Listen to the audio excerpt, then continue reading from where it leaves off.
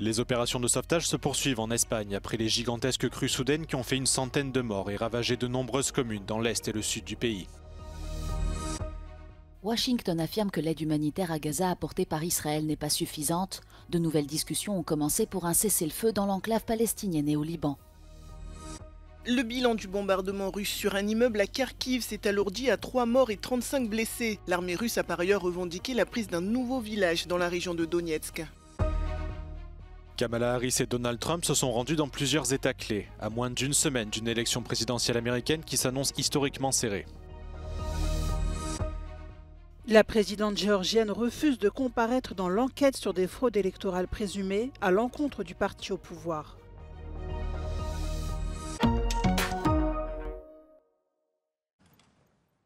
Le Premier ministre espagnol, Pedro Sánchez, s'est rendu à Valence jeudi. Il a promis un soutien total aux régions touchées par les inondations meurtrières. Y quiero decirles que cualquier recurso más que necesiten, aquí está el Gobierno de España.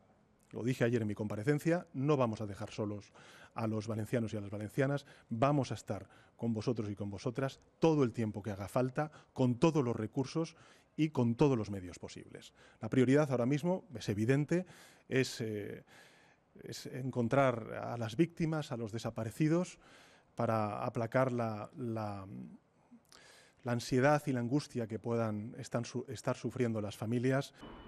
Face à cette situation, la présidente de la Commission européenne, Ursula von der Leyen, a proposé l'aide de l'Union européenne. Les États membres se sont également mobilisés pour offrir des ressources. Les services de secours sont toujours à pied d'œuvre pour retrouver les survivants et récupérer les corps, dont certains se trouvent encore à l'intérieur de centaines de véhicules bloqués, d'après les autorités. Le Premier ministre socialiste a exhorté la population à rester chez elle, indiquant que la situation était toujours instable.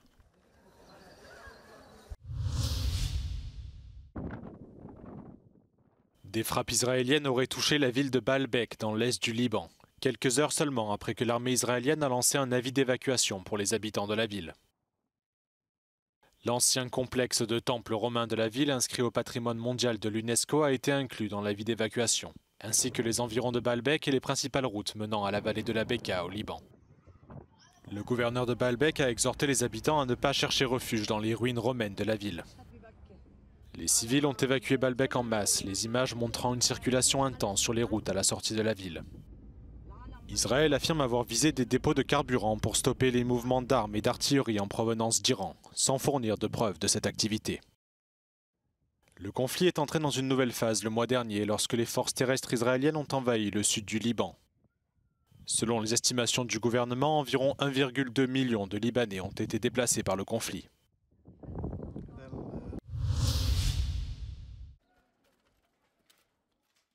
Les États-Unis ont accusé Israël de ne pas en faire assez pour répondre aux critiques internationales concernant les frappes sur la bande de Gaza. They are not doing enough to get us the answers that we have requested. There are significant questions that you all ask, that other countries have asked, that we believe Israel needs to answer publicly. Matthew Miller a précisé que l'aide humanitaire fournie par Israël aux civils à Gaza n'est pas à un niveau acceptable pour les États-Unis. De son côté, l'État hébreu affirme que la guerre doit s'étendre sur différents fronts et réclame la démission d'une experte indépendante de l'ONU, Francesca Albanese, qui l'accuse d'antisémitisme. Une déclaration qui survient alors que les médiateurs internationaux renouvellent leurs efforts pour un cessez-le-feu au Liban et à Gaza. De hauts responsables de la Maison-Blanche doivent se rendre en Israël ce jeudi pour en discuter avec le gouvernement de Benyamin Netanyahou. Les pourparlers autour d'une solution à deux États ont également commencé en Arabie saoudite, qui accueille la première réunion d'une nouvelle alliance mondiale pour faire pression en faveur de la création d'un État palestinien.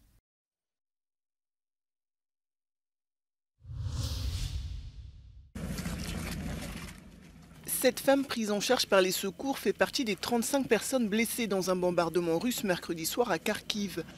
Les secouristes ont également sorti les corps de 3 personnes dans les décombres, un homme et 2 garçons âgés de 12 et 15 ans. Une bombe aérienne guidée aurait frappé cet immeuble résidentiel selon les autorités ukrainiennes. Une arme très puissante, pouvant peser plusieurs tonnes et dont la Russie a il y a quelques mois accéléré la production. Située dans le nord du pays, à moins de 30 km de la frontière russe, Kharkiv, deuxième ville d'Ukraine, est régulièrement la cible de tirs de l'armée russe.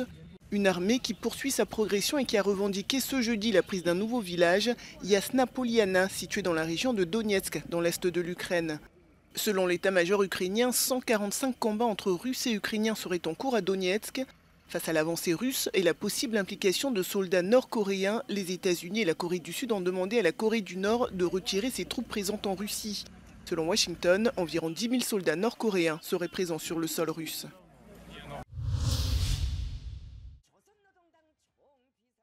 Un nouveau missile balistique intercontinental a été lancé jeudi par la Corée du Nord. Cet essai a enregistré une hauteur et une durée de vol record en un an. La Corée du Sud et le Japon ont tous deux détecté le tir qu'ils soupçonnent d'être une nouvelle arme plus agile visant à menacer la partie continentale des États-Unis. Le porte-parole du chef de l'état-major interarmé de la Corée du Sud a également mis en garde contre la possibilité que la Russie fournisse du matériel et des informations à la Corée du Nord. 07시 10분경 군사정찰 위성 발사체의 기술 이전을 하는 것은 뭐 그런 가능성 보도가 많이 나왔었는데 이번 그런 ICBM에 대해서는 이미 개발이 상당 부분 진척이 되었고 또 뭐 많이 완성을 했기 때문에 굳이 뭐 러시아가 정보나 자료 기술을 제공했을지는 좀 의문이 있습니다. Cette déclaration intervient alors que Washington a averti que des troupes nord-coréennes portant des uniformes russes se dirigeaient vers l'Ukraine. À moins d'une semaine de l'élection présidentielle américaine, Kamala Harris et Donald Trump se sont rendus dans plusieurs États clés pour rassembler leurs électeurs avant un scrutin qui s'annonce particulièrement serré. En début de semaine, plusieurs prises de parole de Kamala Harris ont été interrompues par des manifestants pro-palestiniens qui reprochent au programme de la candidate démocrate sa continuité avec la politique pro-israélienne de Joe Biden. Face à ces accusations, Kamala Harris a déclaré aux électeurs du Wisconsin qu'elle cherchait un terrain d'entente avec ses détracteurs. Unlike Donald Trump, I don't believe people who disagree with me are the enemy. He wants to put them in jail. I'll give them a seat at my table. De son côté, Donald Trump a profité de la récente déclaration du président Joe Biden qui a qualifié d'ordure les partisans du candidat républicain. En réponse, Donald Trump a endossé un gilet de sécurité avant de monter à bord d'un camion poubelle à Green Bay dans le Wisconsin. Joe Biden should be ashamed of himself if he knows what he's even doing, and she should be ashamed because she shouldn't let him do it. She's the vice president, but I assume she's acting as the president. She should never have let that happen. I hope you enjoyed this garbage truck. Les deux candidats se sont également arrêtés en Caroline du Nord, un État historiquement républicain qui pourrait s'avérer crucial pour le scrutin du 5 novembre. Kamala Harris s'est par ailleurs rendue à Harrisburg, en Pennsylvanie, où elle a exhorté les électeurs à se rendre aux urnes le plus tôt possible. Salomé Zourabichvili, présidente géorgienne pro-occidentale, refuse de se rendre au bureau du procureur, qui l'a convoquée afin qu'elle détaille ses accusations de fraude à l'encontre du parti au pouvoir, vainqueur des élections législatives. It's not up to the president to provide the proofs that exist in the society, the non-governmental organizations, the observers, and regular citizens have been providing huge amounts of proofs that are every day coming out and are showing more and more how large, how systemic, how massive was the rigging of the elections.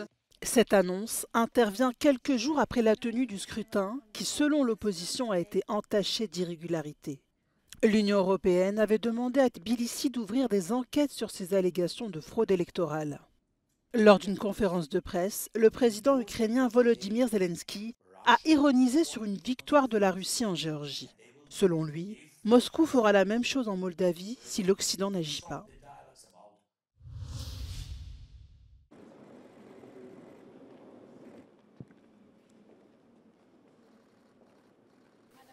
La politique d'élargissement de l'Union européenne semble à la croisée des chemins. La Commission européenne a présenté mercredi son rapport annuel sur l'état d'avancement des pays candidats, mais cette publication intervient après 2 scrutins en Moldavie et en Géorgie qui ébranlent la dynamique politique observée depuis 2022 et l'invasion de l'Ukraine par la Russie. Chișinău a dit oui à l'Europe, mais par une faible marge, à 50,4%. Les Géorgiens, en revanche, maintiennent au pouvoir un parti qui reprend à son compte des lois inspirées par la législation russe. Ces résultats interroge sur l'attractivité du projet européen. The European Union definitely has a lot of credibility, particularly in Georgia, and this is what the people choose for their future. It's not about the credibility of the EU, it's about the current government that is really taking their choice away from the Georgian people. In Moldova, the situation is a little bit different because Moldovans are very poor currently, and they have been the victims of all the manipulation from Kremlin, including increased prices, inflation, and they're just really vulnerable to that. Ces deux scrutins, entachés d'accusations d'interférence russe, soulèvent des interrogations sur la capacité de l'Union européenne à apparaître comme une alternative politique garante de sécurité et de stabilité. Toutefois, pour renforcer leur crédibilité, les 27 ne devront plus tergiverser sur l'élargissement. I don't think any of these countries are looking towards Moscow. I mean, that train left the station a very long time ago. I mean, Moscow remains a huge threat to the entire region and to the EU. But the EU really needs to stick to the commitment that it made, not just for the sake of the candidates and its own security, but also for its credibility as a geopolitical actor. Les observateurs appellent l'Union à soutenir les réformes et la défense des valeurs démocratiques auprès des candidats à l'adhésion afin de les arrimer davantage au projet européen.